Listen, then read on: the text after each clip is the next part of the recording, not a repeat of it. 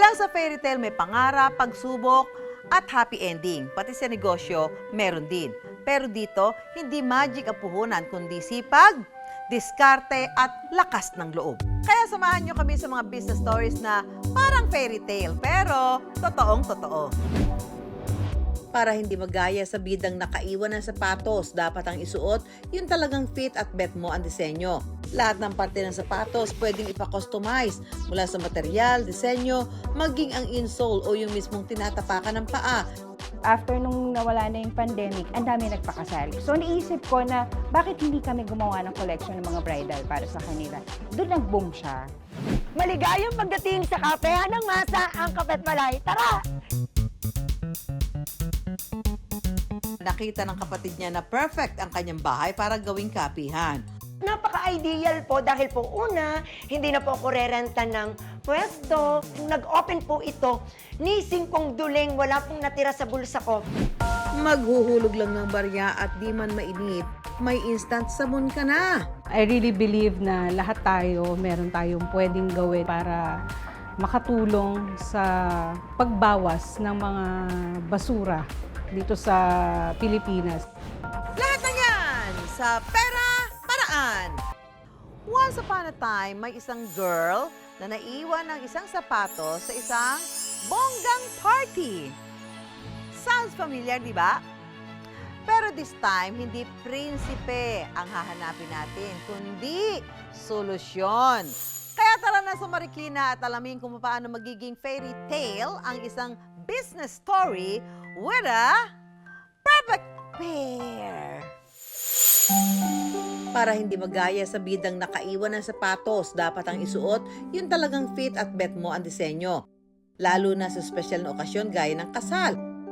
Para hindi lang ang palitan ng I do ang memorable, kung hindi pati ang sapatos fashionable.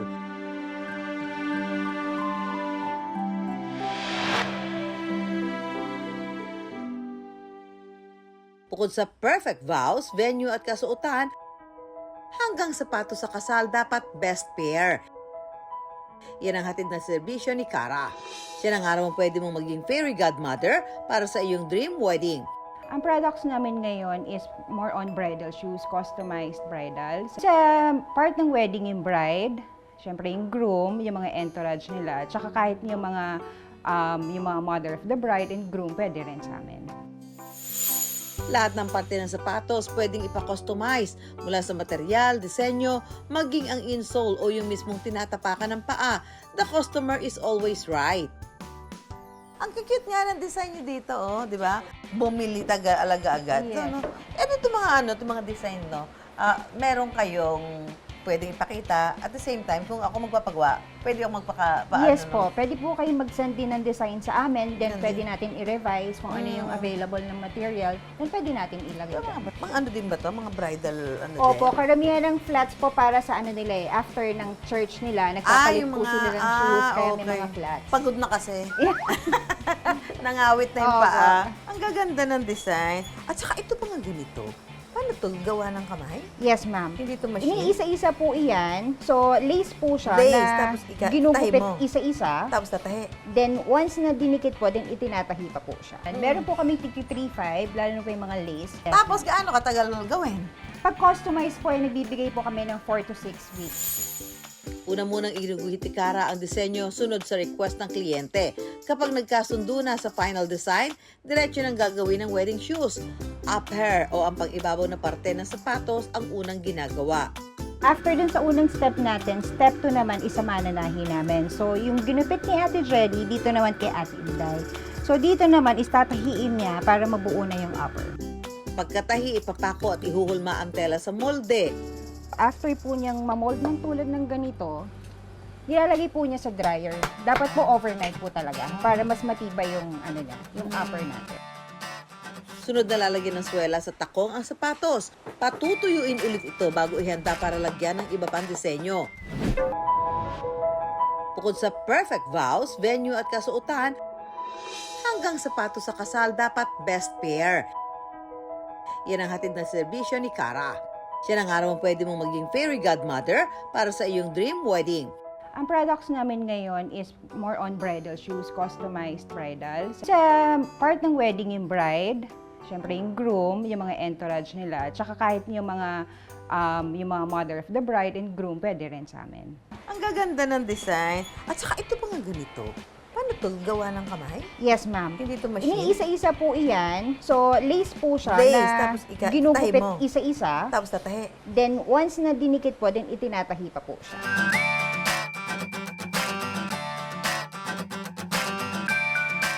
Isang araw sa pinakamabusising parte ng paggawa ng sapatos, ang paglalagay ng mga gems at charms.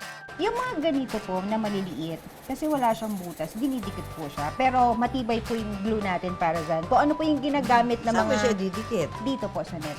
Yung ano po, para may konting glue, then kukunin niyo po talaga isa-isa yan. Then, ganon. So, try niyo pa po isa. Ano ba to? Kahit alin side ang mailagay, pwede? Ay, hindi. Meron pong ano, ito. Yung makintab. Opo, yan. So, patutuyuin pa po Ang yan. sakit na ulo ko dito. Pag Kamay. sa akin kayo nagpagawa, 2 years. Malaki na paan nyo, hindi? Opo, ayan. Parang nagdo-double vision ako dito. Opo, ganyan. Marios. Nadikit na ba? Nasaan? Ay, ito po. Hindi pa siya nadikit. Pinaghirapan talaga. Hindi ho easy Made with lang. love po talaga Made yan. with love. Opo. Labor of love. Yes. Ang sapatos na gawa ni Cara, inirampa ko na. Tubong Marikina City si Cara, kaya mula pagkabata, sapatos na ang kanyang kaharap. Lumaki ako ng sapatos yung nakikita ko na ginagawa ng parents ko hanggang sa after nung nagkaroon ako ng sarili. Ito muna yung inumpisahan ko kasi ito yung alam ko. Nagsusupply sila sa mga mall, sa mga boutique. Yun naman yung kanila dati. Habang nagbubuntis noon, umisip si Cara ng pwedeng pagkakitaan habang nasa bahay lang. Ang kanya naging puhunan, ang retaso mula sa paggawaan ng sapatos ng kanyang mga magulang. Yung mga retaso ng parents ko, ginawa ko na simple flats, pito, yung mga colorful kasi 21 years old pa lang ako noon. So, mahilig ako sa colorful design. So, yung mga market ko noon, syempre, almost age ko din. Ipinost ni Cara ang tinahi niya mga sapatos sa social media, pero di raw niya inaasahang may makakapansin. Sa tuloy-tuloy na pagpo-post, dito siya nakahakot ng mga suki na unti-unting dumami. Gamit ang natutuhan sa mga magulang, inumpisahan ni Cara ang kanyang sariling shoe brand. Casual like pag gusto mo ng flats, yung mga heels, pang office, ang pang shopping lang, pang everyday use lang. Yun yung mga casual namin dati. Ngunit nang tumamlay ang negosyo dahil sa pandemya, umisip si Cara ng paraan para muling pumatok at makabenta. Naisip ko, after nung nawala na yung pandemic, ang dami nagpakasal. Kasi siguro, nung time ng pandemic day, imbis na wedding nila, nausog nung after pandemic. So naisip ko na, bakit hindi kami gumawa ng collection ng mga bridal para sa kanila? Doon nag-boom siya. Nakita ni Cara ang demand sa mas personalized na gamit gaya ng sapatos pang kasal. Mas espesyal daw sa mga couples kapag one of a kind ang kanilang pag-iisang dibdib. Minsan kasi may mga nagpapakustomize dito na may isa medyo ang paa niya is ganito, medyo may bunyon, or yung left niya is medyo maliit. So, iyan is made to measure sa amin. Pero ngayon kasi is importante din sa kanila yung sapatos, lalo na kung makikita nila yung pangalan nila and wedding date nila doon. At may mga quotes sa kanila. Ang negosyo ni Cara na wedding shoes talaga naman perfect fit. Mula sa kita ng shoe business, nakapagpatayo si Cara ng restaurant na may 3 branches. Per month namin is siguro mga nasa 600 to 700 din siya. Bukod sa paglago ng negosyo, ang hangad pa ni Cara ay ang makatulong para mas buhayin pa ang industriya ng pagsasapatos sa Marikina. Malungkot ang mga tiga Marikina, lalo na may mga manggagawa kasi wala ng generation nila na gustong ituloy ang pagiging sapatero at mag-aareglo. Sana nga, hopefully, meron pa rin mas magtangkilik ng kung paano maggawa ng sapatos para sa Marikina hindi naman maputol yung, syempre, ang Marikina is shoe capital ng Pilipinas, diba? So, sana. Ang pagninegosyo parang pagpapakasal din. Hindi dapat sukuan in sickness and in health. Dapat ilaban at patibayin para ang bawat hakbang sa forever ka dadalhin. Narinig niyo na ba ang kwento ng Jack and the Beanstalk? Si Jack, ipinagpalit ang baka niya sa ilang piraso ng magical beans. And then, boom! Kinabukasan, may halaman ng abot langit. Ang kanegosyo natin mula Batangas, beans din ang naging simula ng abot langit na success. Hindi man magical ang beans na ito. Pero grabe, binago nito ang buhay niya. Paano kung ang inyong tahanan pinasok ng hindi nyo kakilala? Para sa may-ari ng bahay na ito, iwi-welcome raw niya with open arms.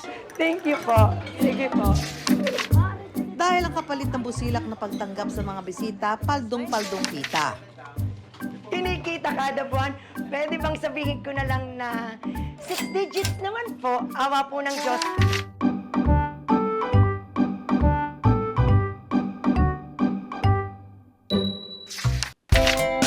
Sa Calaca, Batangas, may isang bahay na araw-araw may handaan mula kape, pasta, at paboritong ulam ng mga Pinoy.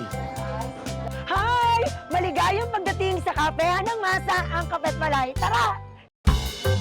Hindi na kasya ang dating espasyo sa dami ng gustong makisalo sa kanilang tahanan, kaya pinalakihan ang kanilang kapihan. Kami pong magkapatid na po ang nag-design po nito. Kasama ang aking mga kaibigan. Tuloy po. Sa ngayon, kaya na nilang tumanggap ng higit 100 bisita. Pero di raw sila titigil na palakihin ang kapihan hanggat kaya. Ang annex po, ginagawa na po. Mga ilang buwan pa po. Ano na tayo? Wala nang waiting. Salamat po. At sa hanap buhay na ito, ang isa pala talaga sa mahalaga ay ang parking area.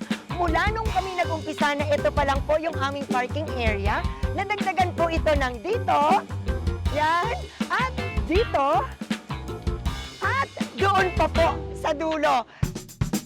Sa kanilang kusina, nakagrupo na ang mga sangkap para mabilis na lang itong ma-assemble. Mapapasta, pika-pika, hanggang ulam. Kaunting init na lang, pwede nang ihain.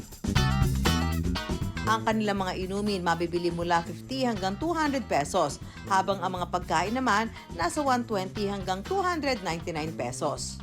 The food was beautifully presented and delicious. Siguro mga 4 times ko na dito ngayon. Kaya siya binabalik-balikan kasi bukod sa masarap yung food, napakabait ng mga ni sir, ni may-ari. Yes? Bukod sa pagiging negosyante, isa na rin content creator si Ronnie. Una, ayaw ko na pong maging mahirap. Kaya po ako trabaho ng trabaho. Ayaw ko na po na maubusan ang pambili ng shampoo at walang pambili ng deodorant. Ang busilak ng kalooban, kuhang-kuha ang puso ng kanyang mga manonood.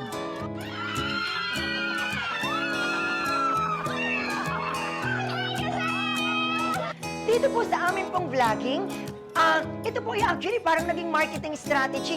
Ang kagandahan, nakita nila na tao namin ituring ang amin pong mga staff. Pasabi sa lahat, kumain na ngayon, walang kakain pagkatak ng alas 6.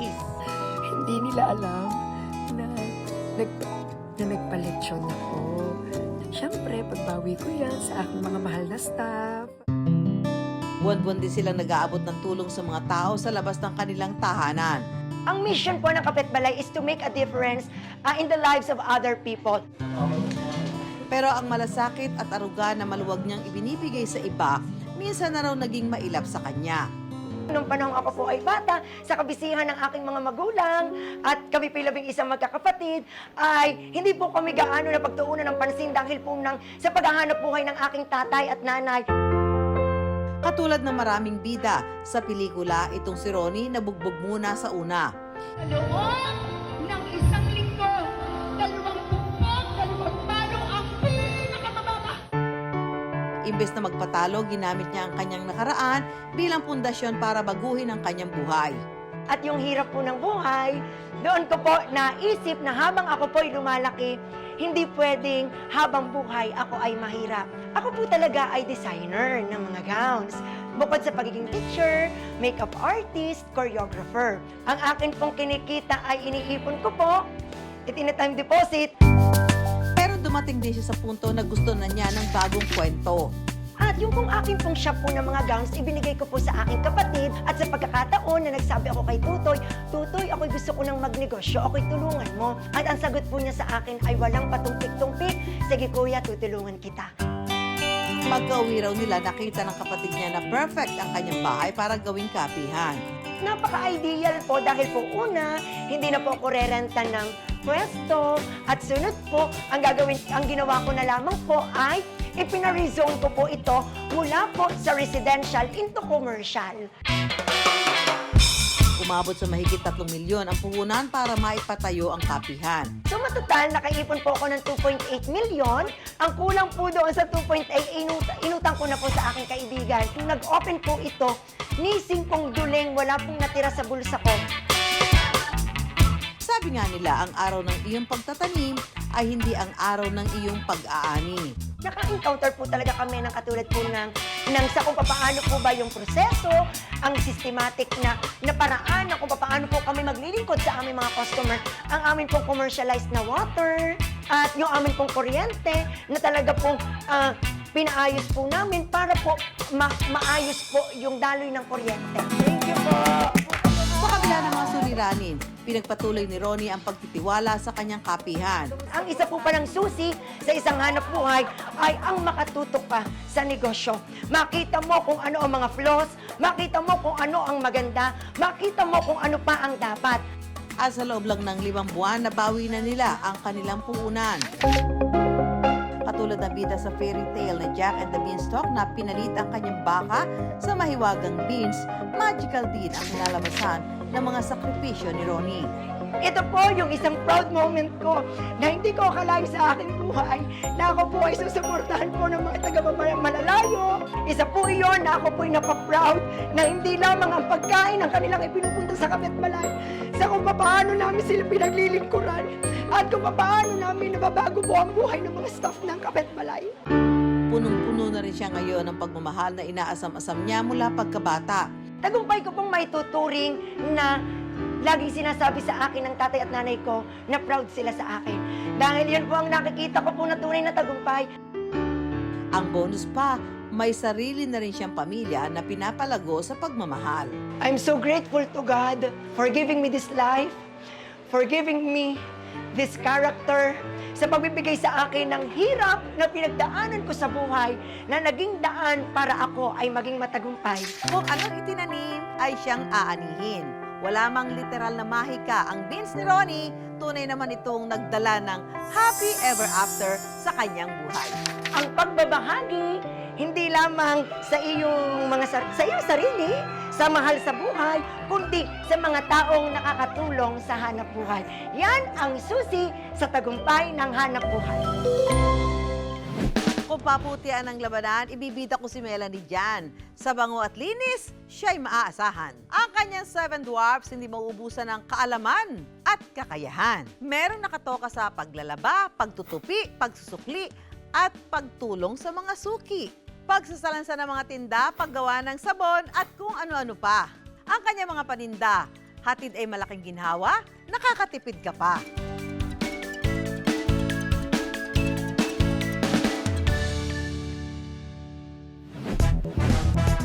Makinang mala ATM pero hindi pera ang inilalabas. Maghuhulog lang ng barya at di man mainip. May instant sabon ka na. Ang 5 piso nyo hindi na lang candy ang mabibili dahil sa Smart Blue Box na ito. Ang ilang barya, marami ng platong mahuhugasan, marami pang damit na malalabhan. 50 ml for dishwashing liquid, 40 ml for liquid detergent, and 30 ml for fabric conditioner. So lahat yon sa halagang 5 piso. Ang gagawin niyo dito, maghuhulog kayo ng coins, di ba? Ito, may hawak ako mga coins. So pwede po ang 5 pesos, 5 10 pesos, pesos, and 20 peso 5, coins. 10, and 20. So, ihulog ko na ito, ma'am. Yes po. Kaya meron akong 55 Pesos. pesos. With your 55 pesos, pwede po kayo actually kahit alin dyan or lahat ng ito. Kasi bawat dispense po, bawat pindot dito ay 5. halagang 5 piso lang. Ayan na. Tingnan natin kung hanggang saan darating. Ay! Yan po ang 50 ml. Yan. Okay, okay. So, gusto ko pa. Gusto nyo po. 10 Ayan po. pesos na yan. 10 pesos po. 100 ml. 10. So, 15 pesos. Nakakatuwa. So, dito naman tayo kay Dainty. 35. So, ayan na. Yan, Bus na budget. Uy, ano na to? Marami ng, mapapabangong Damit po, Damit yes. ito. Tapos ito, upang hanggang piyesta na yan. Hanggang piyesta na yung panghugas na yan ng plato, Yes. di ba? Ang negosyo ni Melanie hindi lang budget-friendly, may malasakit din daw sa kalikasan. Allergic siya sa paggamit ng single-use plastic. Kaya imbes na gumamit ng sachet, isinulong niya ang paggamit ng container na paulit-ulit. I really believe na lahat tayo, meron tayong pwedeng gawin in our own little way para makatulong sa pagbawas ng mga basura dito sa Pilipinas. Hindi lang dito sa Pilipinas, kundi sa buong mundo. And maraming pag-aaral talaga na sabi nga nila, by 2050, mas marami na daw ang plastic waste or basura sa karagatan kaysa sa mga isda. So, yun palang nakakalungkot isipin. 2020 nang simula ni Melanie ang soaps and detergent manufacturing business. Para masiguro ang kalidad ng mga gagawing sabon, sumangguni sila sa eksperto. I started tapping or seeking assistance from government agencies like the Department of Science and Technology. We entered into a partnership agreement with them.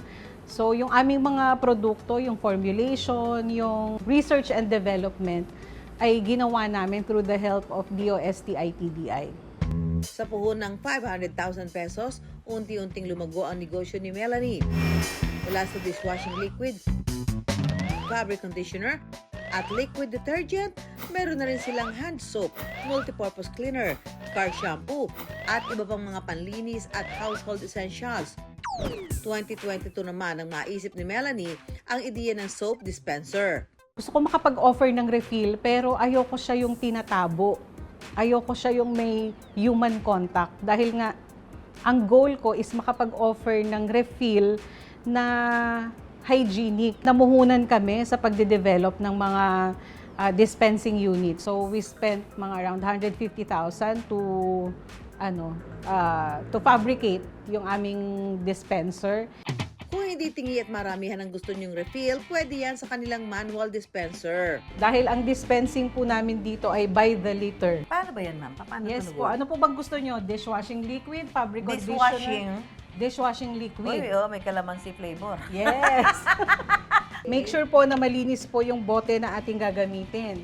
Tapos po, tatapat nyo lang po at ayan po. Wow, ayan na. Puno na, ang bilis. 500 ml po. Okay, magkano to, ma'am? 30 pesos lang po yan. Open for franchise na rin sila. We offer the Sabon Express Smart Blue Box at 249,000 each. It comes with marketing collaterals like yung mga pull-up banner, flyers. It also comes with initial inventory of products. It has dishwashing liquid, liquid detergent, and 2 variants of fabric conditioner. Ang negosyong ito kayang patakbuhin kahit nasa malayo ang may-ari dahil portal-based ang makina. Basta connected online, pwedeng ma-check ang update sa sales, inventory at data analytics. It's also equipped with a CCTV camera para siyang ATM machine. So real-time, pwede mong ma-access. It's a comprehensive monitoring ng negosyo. Dahil sa convenience ng ganitong negosyo, parang bulang dumami agad ang kanilang franchise in just 3 months. Sa ngayon, meron na silang branches sa Taguig, Cabuyao, Laguna at Iloilo. Talagang nakikita namin na marami pong paulit-ulit at mga repeat order ng mga customer na bumabalik. Ang kanilang main branch sa Quezon City, hindi na lang basta tindahan ng kanilang mga produkto. Nagkaroon na rin ng laundry shop. Makikita rin dito ang manual at automatic refilling machine for franchise.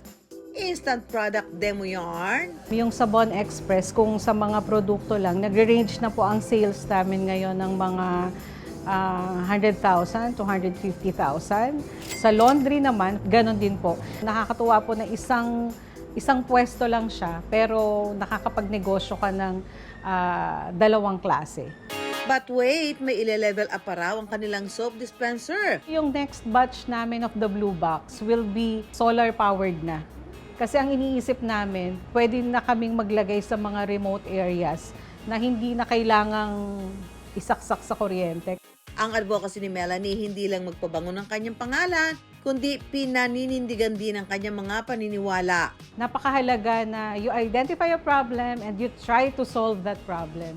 And number 2, take action. Kasi napakaraming gustong magnegosyo, napakaraming nag-iisip na gusto nilang mabago yung buhay nila because of business, pero ang tagal-tagal nilang magplano at mag-isip kung ano yung gagawin nilang negosyo. Gawin mo, umpisahan mo. Kasi walang negosyong natutuloy or lumalago nang hindi inuumpisahan. Sa pagnenegosyo, hindi lang dapat kita ang mahalaga, kundi maging ang epekto nito sa pangkalahatan na walang halong kaplastikan. Kaya bago mananghalian, mga business idea muna ang aming pantakam at laging tandaan, pera lang yan, kayang-kayang gawa ng paraan. Samahan nyo kami tuwing Sabado, alas 11:15 ng umaga sa GMA. Ako po si Susan Enriquez para sa Pera Paraan.